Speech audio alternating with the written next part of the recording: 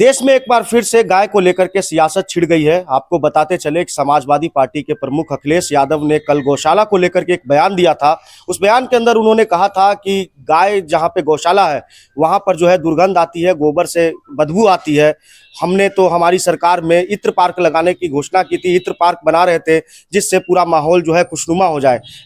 आप बताइए, दुर्गंध पसंद करते हैं इसीलिए गौशाला बना रहे हैं। हम सुगंध पसंद कर रहे थे इसलिए इत्र पार्क बना रहे थे। हम लोग सुगंध पसंद करने वाले लोग हैं इसलिए परफ्यूम पार्क बना रहे हैं।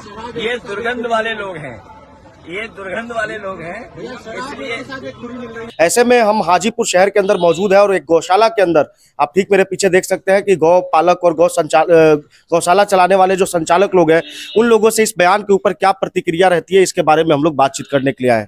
सर, ये जो अखिलेश यादव ने जिस तरीके का बयान दिया इसको लेकर के देश में एक सियासत छिड़ गई है, आप लोग किस तरीके से देखते हैं इस बयान को? अखिलेश यादव मानसिक विक्षिप्त हैं और उनके बयान से कोई बहुत आश्चर्य का भी विषय नहीं है। उनका पूरा परिवार सब दिन इसी तरह का बयान दिया है और हम उम्मीद भी नहीं कर सकते हैं। जो गौरक्षकों पर जो गोली चलवाया उनके पिताजी ने, कार सेवकों पर गोली चलवाया, तो मुल्ला मुलायम के पुत्र भी मुल्ला अखिलेश ही हैं, तो गौशाला पर बयान देंगे ही। दूसरा कि आज जो आप उन्होंने बोला गोबर और मूत्र के बारे में, गौमूत्र के बारे में दुर्गंध देता है। सनातनी अपने घर में गोबर का इतना उपयोग करते थे, दीवार के में लेप लगाने में, घर के दरवाजे को नीपने पर। आज फर्श का जो ये साफ सफाई होता है पहले गोबर ही नीपा जाता है और आज भी गांव में लगभग 50-60% घर में आज भी गांव में उसी गोबर का उपयोग होता है। हर पूजा के त्योहार में, पूजा में के दिन भी लोग अपने घर को उससे साफ सफाई नीपा पोती करते थे। लेकिन इनको एक वोट की राजनीति करनी है तो वोट के राजनीति के लिए मुस्लिम तुष्टीकरण करते हैं और उसके ऐसा बयान देते हैं जिससे कि हिंदुओं के मान बिंदुओं पर ठेस पहुंचे और मुसलमान उनके पक्ष में आ जाए। गोबर मूत्र से आज कई प्रकार की औषधियां बन रही है, जिस औषधियों से बहुत सारा फायदा है।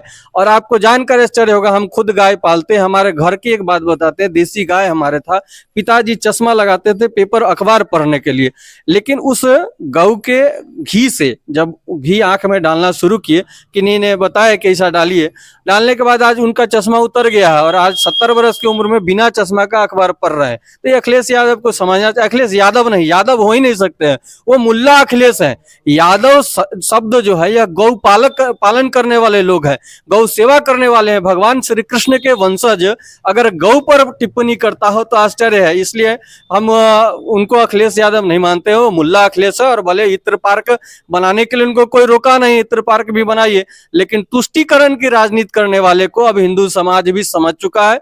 बहुत दिन इनकी राजनीति चलने वाली भी नहीं है। लंबे समय से इतनी सारी गाय रख रखी है, इस तरीके का बयान अखिलेश यादव ने दिया है, इसको आप किस तरीके से देखते हैं? क्या इस तरीके दुर्गंध आता है, बदबू आती है? नहीं, ये एकदम निंदनीय है अखिलेश यादव का बयान।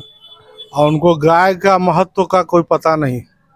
गाय एकदम पूजनीय है, इसका एक एक मतलब शरीर के एक एक अंग में भगवान का वास होता है। वो मुस्लिम का वोट लेने के लिए राजनीति कर रहे हैं, गाय का अपमान कर रहे हैं, सनातन धर्म का अपमान कर रहे हैं। लेकिन इस तरीके से देखा जाता है जब देश के अंदर रामनवमी या फिर ईद वगैरह इस तरीके की चीजें आती है तब जाकर के ये नेता लोग इस तरीके का स्टेटमेंट देते हैं। क्या ये कितना जायज है? आपको क्या लगता है?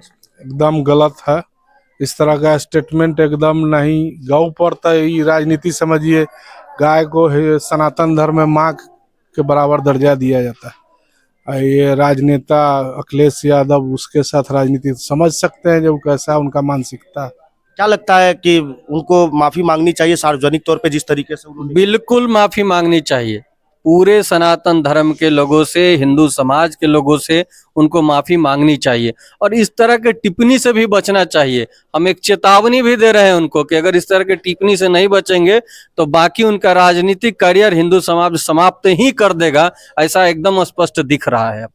आपने देखा कि किस तरीके से हाजीपुर शहर के अंदर भी जो भी गौपालक है, गौशाला संचालित करने वाले लोग हैं, उन लोगों में भी इस बयान को लेकर के काफी आहत है और उन्होंने अखिलेश यादव को यादव कहने से भी इनकार कर दिया है। हालांकि देश की राजनीति की दिशा जो है आजकल गाय और हिंदू मुस्लिम पे ही चल रही है, ऐसे में अखिलेश यादव का यह बयान कहीं ना कहीं उनके खिलाफ में होता हुआ नजर आ रहा है। देशमत न्यूज के लिए मैं अभिजीत शर्मा।